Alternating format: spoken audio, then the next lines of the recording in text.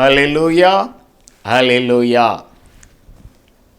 உங்களுக்கு முன்னாலே என் ஆண்டவருடைய வார்த்தைகளை சொல்வதற்கு இந்த நாளை அடிமைக்கு தந்தை என் தேவனை நன்றி நிறைந்த இதயத்தோடு துதிக்கிறேன். அருமையான தேவ பிள்ளைகளை இயேசுவின் நாமத்திலே வாழ்த்துகிறேன். இந்த நிகழ்ச்சிகளை தொடர்ந்து கேட்கிற உங்களை கர்த்தர் ஆசீர்வதிப்பார்.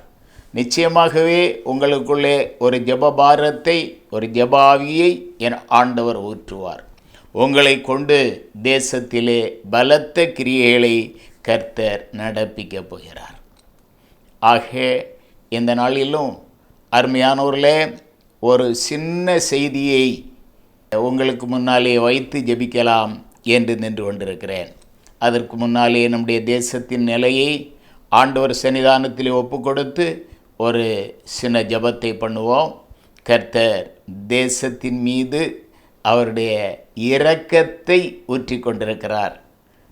நன்றியோடு ஆண்டவரை துதிப்பார். அருமையானவர்களே, நிச்சயமாகவே மகாபெரிய கிரியைகளை தேசத்திலே கர்த்தர் நிறைவேற்றப் போகிறார். ஜெபமனோமா. நல்ல பிதாவே, மைமையான கர்த்தாவே, நன்றியோடு துதிக்கிறோம் ஆண்டவரே, நன்றியோடு துதிக்கிறோம். நீர் நல்லவர், வல்லவர், போதுமானவர்.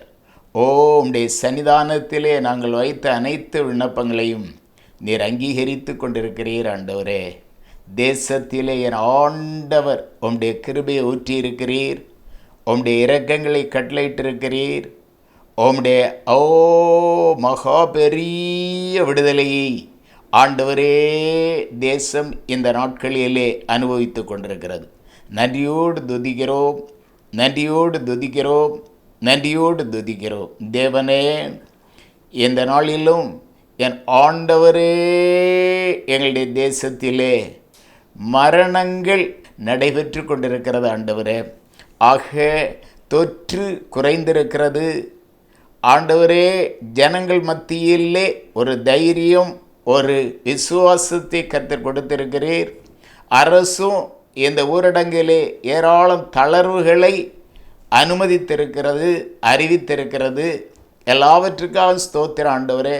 ஆனாலும் சில பகுதிகளிலே மரணங்கள் தொடர்பாக நடைபெற்று கொண்டிருக்கிறது ஆண்டவரே. தேவாதி தேவன் மனதிறங்கி இந்த மரணங்கள் ஆண்டவரே சம்பவிக்காத அளவிலே கர்த்தர் இறங்க வேணுமாய் ஜெபிக்கிறேன், இறங்க வேணுமாய் ஜெபிக்கிறேன். கொரோனா வைரஸினாலே மரணங்கள் இல்லை என்கின்ற சூழ்நிலை தேசமெங்கும் உருவாக வேண்டும். குறிப்பாக தமிழகத்திலே ஆண்டவரே தேவனே, மரணம் இல்லை என்கின்ற நிலை உருவாக வேண்டும். கிருபையாய் இறங்கும், கிருபையாய் இறங்கும். அப்படியே தடுப்பூசிகள் தடையில்லாமல் ஜனங்களுக்கு கிடைக்க கர்த்தர் இரக்கம் பாராட்டும் ஆண்டவரே. அரசு எடுக்கிற எல்லா நடவடிக்கைகளும் ஜனங்களுக்கு பயனுள்ளதாக மாறட்டும் ஆண்டவரே. கிருபை சூழ்ந்து கொள்ளட்டும். ஆட்சியாளருக்கு கொடுத்திருக்கிற நல்ல உணர்வுகளுக்காக ஸ்தோத்திரம். ஆண்டவர் தாமே அவர்களோடு கூட இருந்து தேசத்தை ஆண்டவரே நல்ல வழியிலே, என் ஆண்டவருக்கு பிரீதியான வழியிலே நடத்துவதற்கான சகல ஞானங்களையும் கொடும். வீழ்ந்து கிடக்கின்ற தொழில்கள் ஆண்டவரே மறுபடியும் துளிர்த்து செழித்து ஓங்க வேணும். இயேசுவே, பொருளாதாரம் தேசத்தில் வீழ்ந்து போயிற்று, மறுபடியும் அந்த பொருளாதாரம் கட்டி எழுப்பப்பட வேண்டும். மாத்திரமல்ல ஆண்டவரே, பள்ளிகள் கல்லூரிகள் சீக்கிரத்திலே திறந்தாக வேண்டும். என் ஆண்டவரே, ஆலயங்களிலே அரசு கட்டுப்பாடோடு ஆராதிக்கலாம் என்கின்ற அறிவிப்புகள் எங்களுக்கு மகிழ்ச்சியை தந்தாலும், என் ஆண்டவரே, பூரணமான விடுதலையோடு நாங்கள் ஆராதிக்கின்ற சூழ்நிலை உருவாக வேண்டும். கர்த்தர் ஆண்டவரே தேவனே, தேசத்திலே இந்த கிரியைகளை செய்துவிட வேணுமாய் ஜெபிக்கிறேன். அடுத்து ஆண்டவரே, ஊடகங்களும் பத்திரிகைகளும் மூன்றாவது அலை நிச்சயமாக உண்டு என்று சொல்லி கொண்டிருக்கிறது. என் தேவனே, நாங்கள் வைராக்கிய விசுவாசத்தோடு மூன்றாவது அலை இந்தியாவை தாக்காது என்று நாங்கள் விசுவாசிக்கிறோம். கிருபையாய் இறங்கும் ஆண்டவரே, கிருபையாய் இறங்கும். இந்த வைரஸுக்கு எத்தனையோ பெயர்கள் இந்த நாட்களிலே கொடுத்து கொண்டிருக்கிறார்கள். ஒவ்வொரு பெயருக்கும் ஒவ்வொரு விதமான கொடூர தன்மை இருக்கிறதாக நாங்கள் பார்க்கிறோம். எந்த பெயரிலே இந்த வைரஸ் ஆண்டவரே பரிணாமம் கொண்டாலும் என் ஆண்டவரால் இவைகளை அழித்து போட முடியும். கிருபையாய் இறங்கும். எங்களுடைய தேசத்தில் ஒரு நிலையான அமைதியை, ஒரு நிலையான விடுதலையை நீர் கட்டளையிட்டு தேசத்தை தேவரீதாமே ஆளுகை செய்ய வேணுமாய் ஜெபிக்கிறேன். உம்முடைய கரத்தில் ஒப்பு கொடுக்கிறேன். நீர் மகிமைப்படும். இன்றைக்கும் ஒரு சின்ன செய்தியை தேவ பிள்ளைகளுக்கு மத்தியிலே வைக்க என் ஆண்டவரே, அந்த செய்தியின் ஊடே என் ஆண்டவர் உம்முடைய பிள்ளைகளோடு இடைவிட உம்முடைய கரத்திலே எங்களுடைய செய்தியை ஒப்பு கொடுக்கிறேன். கர்த்தர் மகிமைப்படும். தேவரீர் தொடர்ந்து இயேசுவே நீர் விடுதலையை தந்து எங்களுடைய தேசத்தை காத்துக்கொள்ள வேணுமாய் ஜெபிக்கிறேன். உம்முடைய கரத்தில் ஒப்பு கொடுக்கிறேன். நீர் மகிமைப்படும். இயேசுவின் நாமத்தில் ஜெபிக்கிறேன் பிதாவே. ஆமேன், ஆமேன், ஆமேன். ஹல்லேலூயா, ஹல்லேலூயா. வாசிப்பு அருமையானவர்களே, செய்திக்கு ஆதாரமாக மத்தேயு எழுதிய சுவிசேஷம் 21வது அதிகாரம் 22வது வசனத்தை, மேலும் நீங்கள் விசுவாசம் உள்ளவர்களாய் ஜெபத்திலே எவைகளை கேட்பீர்களோ அவைகளை எல்லாம் பெறுவீர்கள் என்றார். ஹல்லேலூயா, ஹல்லேலூயா. சென்ற வாரத்திலே தேவ பிள்ளை பூரணமான ஒப்பு கொடுத்தலோடு ஜெபித்து அப்படியே செயல்படுகிற போது தேசத்திலே தேவ பிள்ளைகளை கொண்டு அந்த பூரணமான ஒப்பு கொடுத்தல் உள்ள தேவ பிள்ளைகளுடைய ஜெபங்களை கொண்டு கர்த்தர் எப்படியெல்லாம் கிரியை நடப்பித்தார் என்கின்ற காரியத்தை உங்களுக்கு முன்னாலே நான் வைத்தேன். அநேகர் அந்த செய்தியை ஆண்டவர் எங்களோடு பேசினார் என்று எனக்கு அந்த செய்தியை கேட்ட அநேகர் என்னை அழைத்து பேசினார்கள். என் ஆண்டவருக்கு நன்றி செலுத்துகிறேன். தொடர்ந்து செய்திகளை ஆண்டவர் ஒவ்வொருவருடைய இருதயத்தையும் தொடுகின்ற செய்திகளாக மாற்ற வேண்டும். இங்கே நான் இந்த நாளிலே விசுவாசம் உள்ளவர்கள் ஜெபிக்கிற ஜெபத்திலே என் ஆண்டவர் அதிக அக்கறை உள்ள தேவன். அந்த ஜெபத்தை என் ஆண்டவர் அங்கீகரிக்கிறார். அந்த ஜெபத்தின் வாயிலாக ஆண்டவர் மகா பெரிய ஆசீர்வாதங்களை கட்டளையிடுகிற தேவன் என்பதை நான் வேதத்தின் சில வசனங்கள் ஆதாரத்தோடு உங்களோடு பேசலாம் என்று நின்று கொண்டிருக்கிறேன். பாருங்க, இந்த வார்த்தைகள் ஆண்டவர் எப்போது ஜனங்களோடு பேசினார்? அவருடைய சீஷரோடு பேசினார். ஆண்டவர் இயேசு சீஷர்களோடு பட்டணத்திற்குள்ளே வருகிறார்.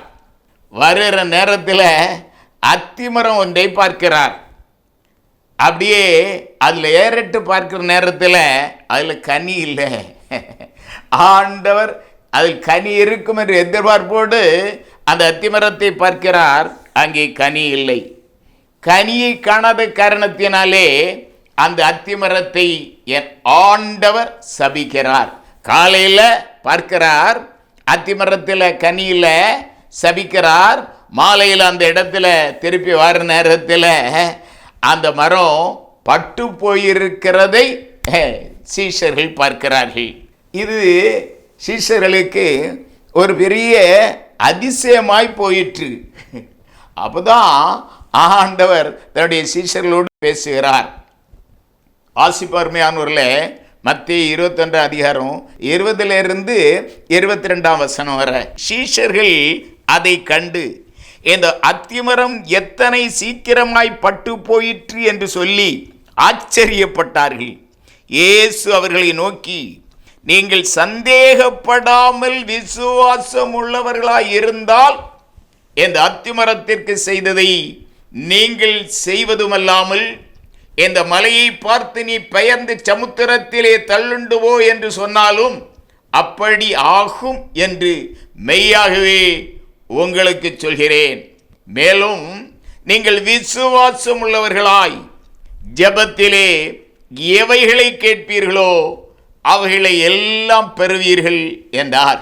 மேலும் நீங்கள் விசுவாசம் உள்ளவர்களாய் ஜெபத்திலே எவைகளை கேட்பீர்களோ அவைகளை எல்லாம் பெறுவீர்கள். அருமையான தேவ பிள்ளைகளே, நான் உங்களுக்கு முன்னாலே இந்த வார்த்தைகளை சொல்லிக் கொண்டிருக்கிறேன். இந்த வார்த்தைகளின் படி நீங்கள் ஜெபித்த எல்லா காரியத்தையும் பெற்றிருக்கிறீர்களா? இந்த கேள்வி உங்களுக்கு முன்னாலே நான் வைக்கிறேன். அருமையானவர்களே, நான் கூறுவேன், நான் ஜெபித்து கொண்டிருக்கிற பல காரியங்களுக்கு இன்னும் ஆண்டவர் பதில் தரவில்லை. சில காரியங்கள் சில வருடங்களாக இருந்து கொண்டிருக்கிறது. என்றாலும் நான் விசுவாசிக்கிறேன், என் தேவன் என் ஜெபத்தை கேட்டு நிச்சயமாக சம்பந்தப்பட்ட காரியங்களிலே ஒரு நல்ல ஆசீர்வாதத்தை கட்டளையிடுவார் என்று. அருமையானவர்களே, நீங்கள் பலரும் சோர்ந்திருப்பீர்கள் பல காரியங்களுக்காக. அதிலும் சில குறிப்பிட்ட உங்களுடைய குடும்ப காரியங்கள், தொழில் காரியங்கள், எப்படியாக சில காரியங்களுக்காக நீங்கள் வைராக்கியத்தோடு விசுவாசத்தோடு ஜெபித்து கொண்டிருக்கிறீர்கள். என்றாலும் அருமையானவர்களே, நீங்கள் எதிர்பார்த்த பதிலை இன்னும் நீங்கள் பெற்றுக்கொள்ளவில்லை. நிச்சயமாக விசுவாசிப்பீர்களே ஆனால், விசுவாசத்தோடு உங்களுடைய ஜெபம் தொடருமே ஆனால், இன்றல்லது நாளை, நாளை அல்லது நாளை மறுநாள் என் ஆண்டவர் உங்களுடைய ஜெபத்திற்கு பதிலை தருவார் என்று நான் உங்களுக்கு உறுதியாக கூறுகிறேன். தேவ பிள்ளைகளே, பாருங்க, நாம் ஜெபத்தில் நம்முடைய விசுவாசத்தை இழந்து போகிறதற்கு ஒரு முக்கியமான காரியத்தை நான் உங்களோட பகிர்ந்து கொள்ளலாம் என்று ஆசைப்படுகிறேன். பாருங்க, நம்ம ஆண்டவரை விசுவாசிக்கிற தேவ பிள்ளைகள், நாம் விசுவாசிக்கிறபடியே நமக்கு ஆகும் என்ற விசுவாசம் உள்ள தேவ பிள்ளைகள், சில காரியங்களுக்காக நாம் வைராக்கிய விசுவாசத்தோடு முழங்கால் படியிடுகிறோம், ஜெபிக்கிறோம். நிச்சயமாக கர்த்தர் இந்த காரியத்திலே எனக்கு பதிலை தருவார். நிச்சயமாக என் ஆண்டவர் இந்த காரியத்திலே எனக்கு விடுதலையை தருவார். நிச்சயமாக இந்த காரியத்திலே ஆண்டவர் ஒரு மகாபெரிய ஆசீர்வாதத்தை கட்டளையிடப் போகிறார் என்ற விசுவாசத்தோடு நாம் தேவ சன்னிதானத்திலே ஜெபித்து கொண்டிருப்போம். நாட்கள் கடந்து கொண்டிருக்கும், ஆனால் காரியங்கள் நடைபெறுவதாக இருக்காது. நாட்கள் கடந்து கொண்டிருக்கிற போது அந்த பிரச்சனைகளின் வலு இன்னும் அதிகமாக நம்மை தாக்கும். அருமையானவர்களே, பிரச்சனைகள் பெரிதாகி கொண்டே இருக்கும், நாம் ஜெபித்து கொண்டே இருப்போம், ஆனால் பதில் வரவில்லை. நாட்கள் நீண்டு கொண்டே போகும். இந்த நேரத்தில் பொல்லாத பிசாசானவன் அப்படியே நம்முடைய ஜெபத்துக்கு உள்ள அப்படியே மெல்ல அடி எடுத்து வைப்பான். எப்படி தெரியுமா? இத்தனை காலமும் ஜெபித்தாகி விட்டது, இந்த காரியத்திற்கு ஒரு நாள் பதிலை கண்டுகொள்ள முடியவில்லை என்று நம்மை பார்த்து அவன் ஏளனத்தோடு இந்த ஜெபமெல்லாம் பிரயோஜனம் இல்லை அப்படின்ட்டு அவன் பேசுவான். மாத்திரம் இல்லை, அருமையான தேவ பிள்ளைகளே, அப்படியே அவன் மெல்ல உள்ள வர நேரத்தில் முதல்ல அடிக்கிறது நம்முடைய விசுவாசத்தை அடிப்பான். எப்படி? நாம் எந்த காரியத்திற்காக ஜெபித்து கொண்டிருக்கிறோமோ இந்த காரியங்களுக்காக ஜெபித்த பலர் அந்த காரியங்கள் கைகூடாமல் அவருடைய வாழ்க்கையிலே ஏற்பட்ட தோல்விகள் காரணமாக அடைந்த நஷ்டங்களை, அடைந்த கஷ்டங்களை, அடைந்த இழப்புகளை மெல்ல நம்முடைய கண்களுக்கு முன்னாலே இந்த பிசாசானவன் காட்டுவான். பாருங்க, ஜெபித்துட்டு தான் இருக்கிறோம், நாட்கள் நீண்டு கொண்டு போய்கொண்டிருக்கிறது, விசுவாசத்தோடு தான் போராடி கொண்டிருக்கிறோம்.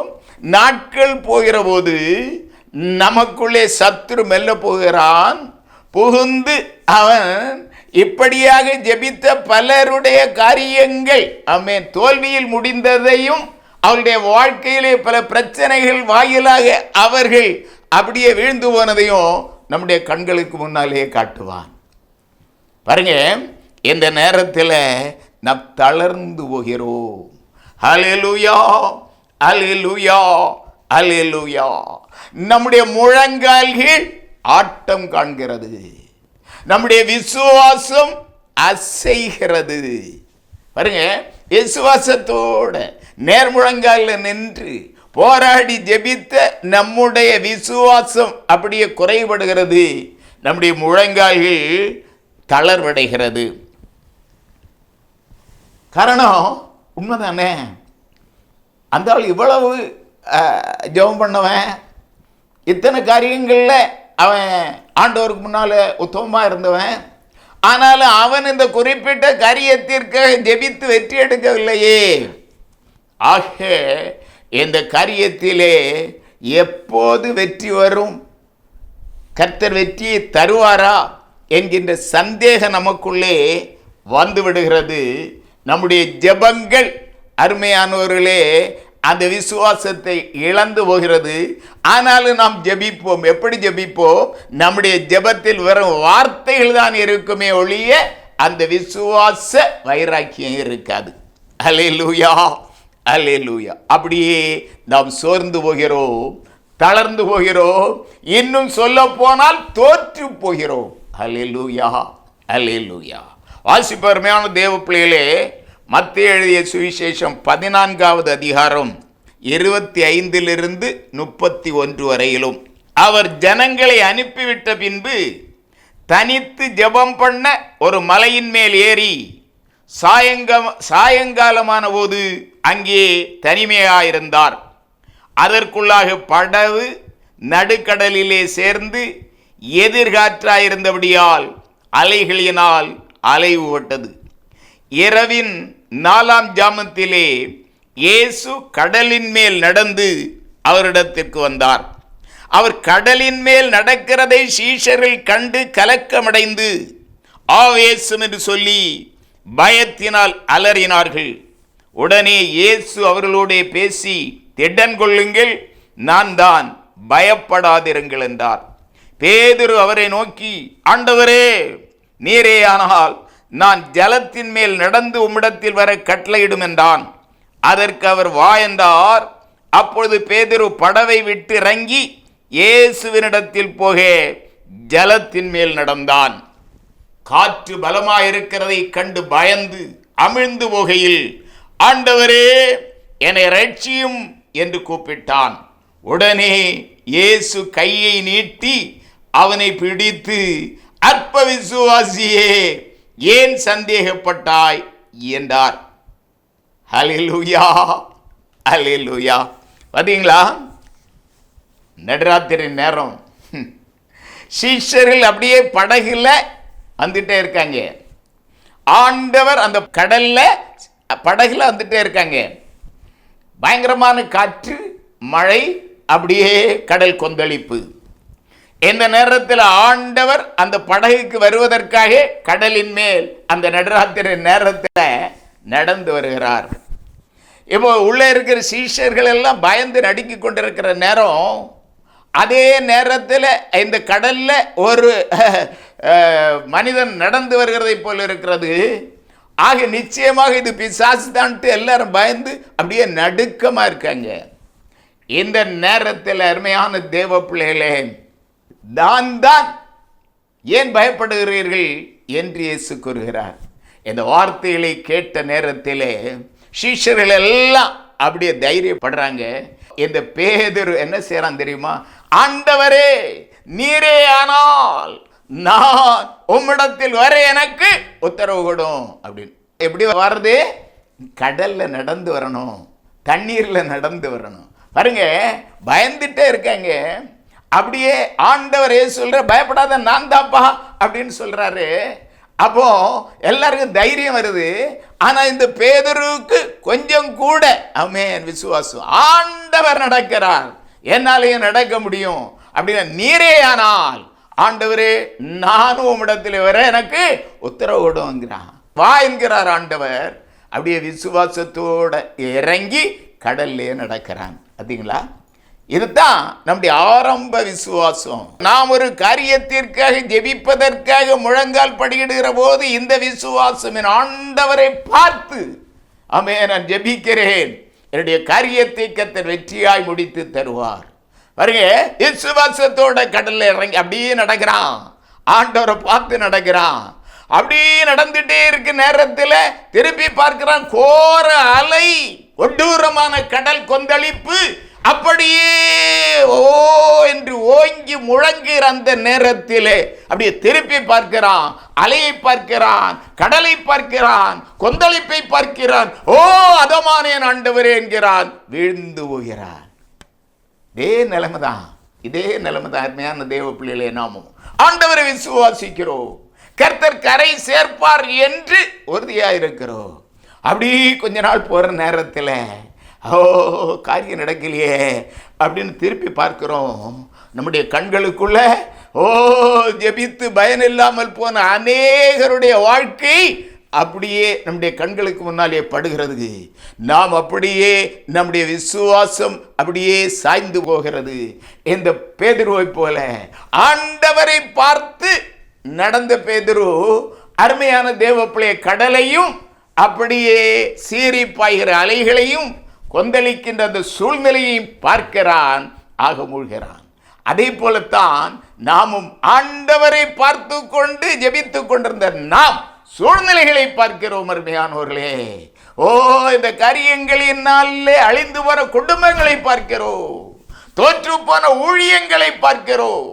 ஆகே ஓ இதிலிருந்து மீளுவது கஷ்டம் என்று நாம் சோர்ந்து போகிறோம். ஆனால் இங்கே என் ஆண்டவர் பேதுருவை அமிழ்ந்து போக விடவில்லை, அப்படியே தூக்கி எடுத்தார். தேவ பிள்ளையே, விசுவாசத்தோடு ஜெபித்து கொண்டிருக்கிற தேவ பிள்ளையே, உன்னுடைய விசுவாச படகிலே இப்படியாக சில நேரங்களிலே சூழ்நிலைகள் உன்னை மோதி அடிக்கிற போது சோர்ந்து போகாதே, தளர்ந்து போகாதே. என் ஆண்டவர் நிச்சயம் நிச்சயம் நிச்சயம் உன்னை கரை சேர்ப்பார் என்று ஆமே நீ விசுவாசித்தாக வேண்டும். அல்லேலூயா, அல்லேலூயா, அல்லேலூயா.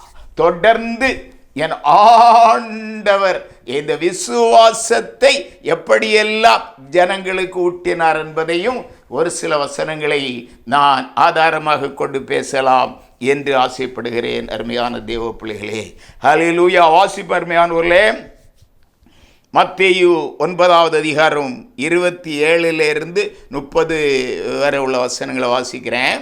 இயேசு அவிடம் விட்டு போகையில் 2 குருடர் அவர் பின்னே சென்று, தாவீதின் குமாரனே எங்களுக்கு இறங்கும் என்று கூப்பிட்டார்கள். அவர் வீட்டிற்கு வந்த பின்பு அந்த குருடர் அவரிடத்தில் வந்தார்கள். இயேசு அவர்களை நோக்கி, இதை செய்ய எனக்கு வல்லமை உண்டென்று விசுவாசிக்கிறீர்களா என்று கேட்டார். அதற்கு அவர்கள், ஆம் விசுவாசிக்கிறோம் ஆண்டவரே என்றார்கள். அப்பொழுது அவர்களுடைய கண்களை அவர் தொட்டு, உங்கள் விசுவாசத்தின் படி உங்களுக்கு ஆக கடவுது என்றார். உடனே அவருடைய கண்கள் திறக்கப்பட்டது. இதை ஒருவரும் அறியாதபடிக்கு எச்சரிக்கையாய் இருங்கள் என்று இயேசு அவர்களுக்கு கண்டிப்பாய் கட்டளையிட்டார். பார்த்தீங்களா, எங்க இந்த குருடர்களுக்கு ஆண்டவர் என்னால இந்த காரியத்தை செய்ய முடியும் என்று நீ விசுவாசிக்கிறாயா?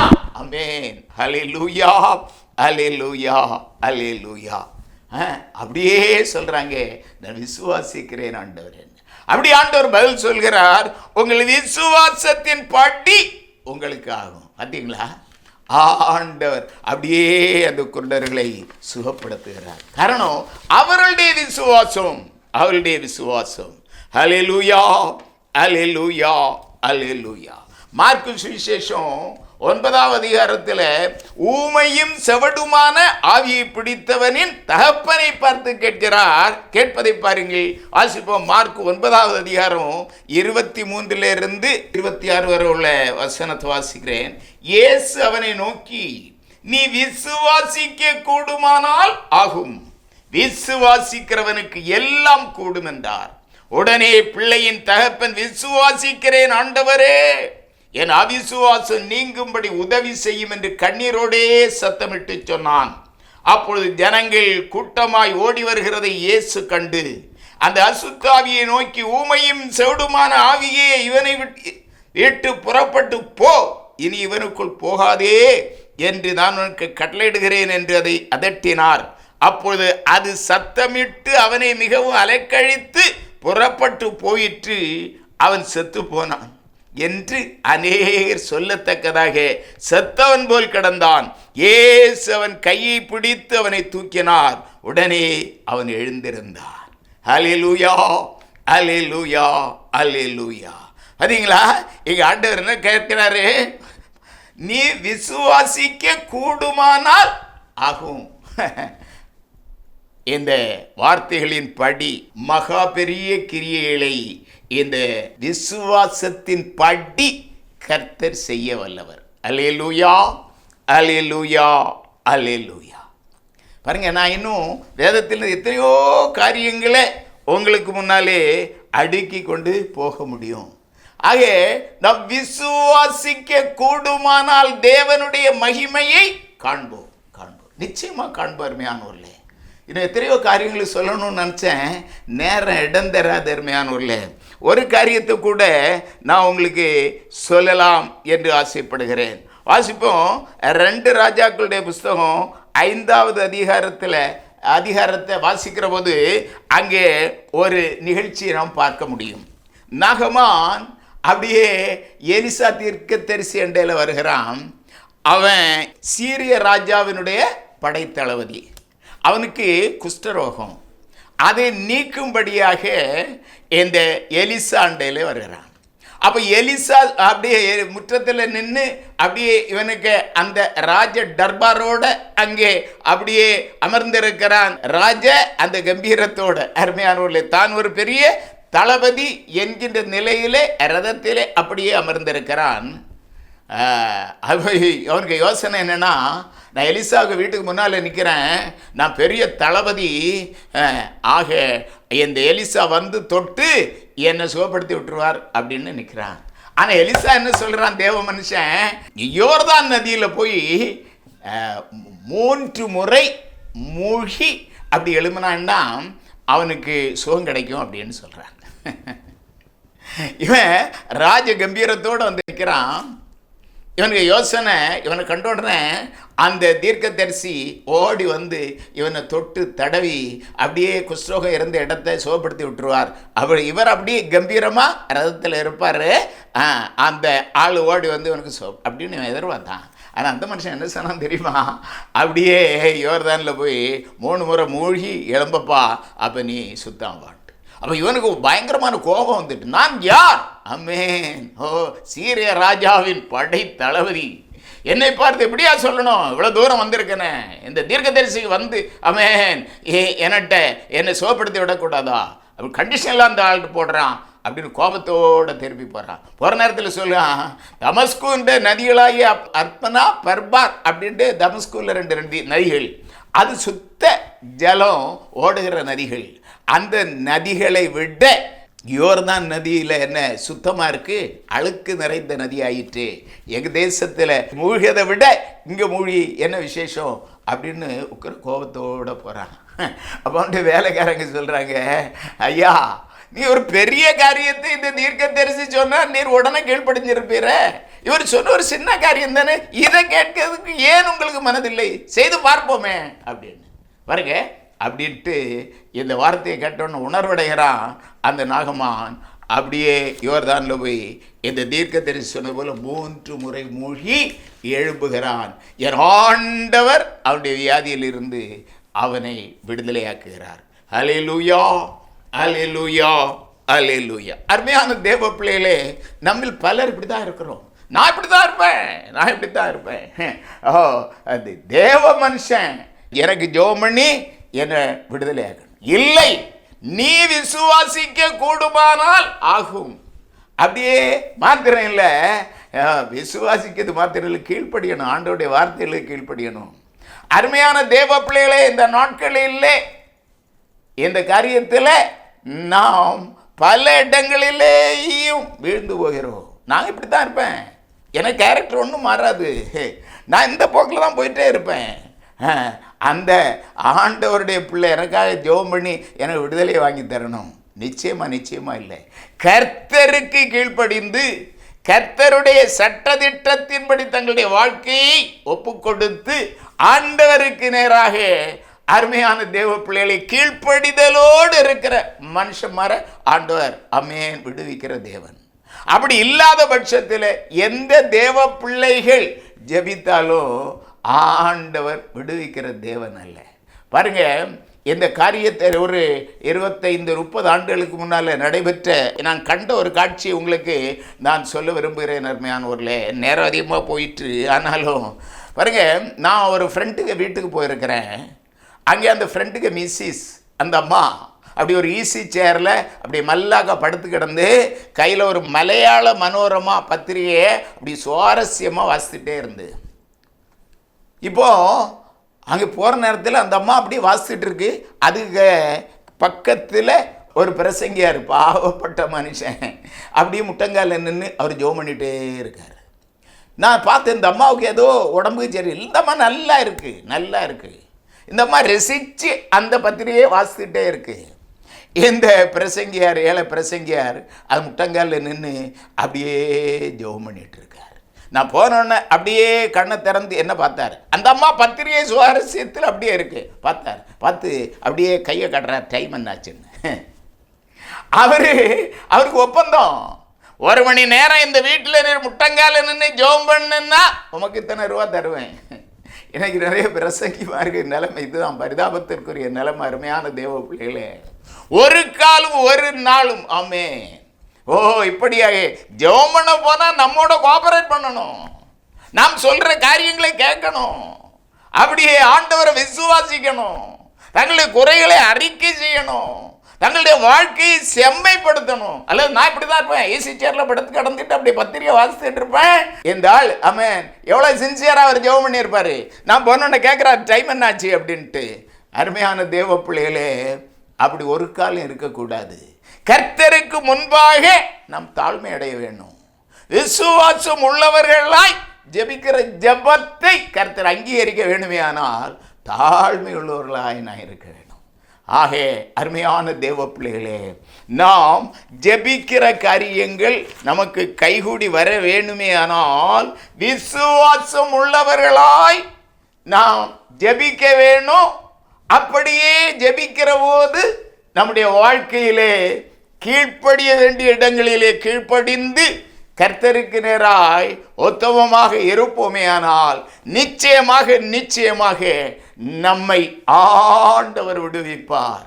அப்படியே ஜெபித்து பிரச்சனைகளை பார்த்து உலகத்தை பார்த்து சோர்ந்து போகாமல் அப்படியே சூழ்நிலைகளை கடந்து கர்த்தரனோடு கிரியை செய்வார். வைராக்கிய விசுவாசத்தோடு ஜெபிப்போமே, ஆனால் நிச்சயமாக நம்முடைய வாழ்க்கையிலே வெற்றி உண்டு. அருமையான தேவ பிள்ளைகளே, நம்முடைய தொழிலே வெற்றி உண்டு, நம்முடைய குடும்பங்களிலே வெற்றி உண்டு, நாம் செய்கிற ஊழியங்களிலே வெற்றி உண்டு. நம்மை கொண்டு கர்த்தர் இந்த தேசத்தில் ஒரு எழுப்புதலின் கிரியை நிச்சயம் செய்வார். ஹல்லேலூயா. ஒரு செகண்ட் ஜெபம் பண்ணி முடிச்சிடறேன். நல்ல பிதாவே, மகிமையான கர்த்தாவே, நன்றியோடு துதிக்கிறேன். இந்த வார்த்தைகளை முழுமையாக வைக்க முடியவில்லை ஆண்டவரே. தேவாதி தேவன் இறங்கும் ஆண்டவரே. மேலும் நீங்கள் விசுவாசம் உள்ளவர்களாய் ஜெபத்திலே எவைகளை கேட்பீர்களோ அவைகளை எல்லாம் பெறுவீர்கள். ஆமே, நாங்கள் பெறுவோம் ஆண்டவரே. உம்முடைய பிள்ளைகளுக்கு இந்த உணர்வை தாரும். சொல்ல வேண்டிய பிரகாரம் சொல்ல முடியவில்லை, கர்த்தர் மன்னியும். தேவ பிள்ளைகளுடைய இருதயங்களில் இந்த உணர்வை தாரும். தேசம் எழுப்புதலை காணட்டும். இயேசுவின் நாமத்தில் பிதாவே, ஆமென், ஆமென்.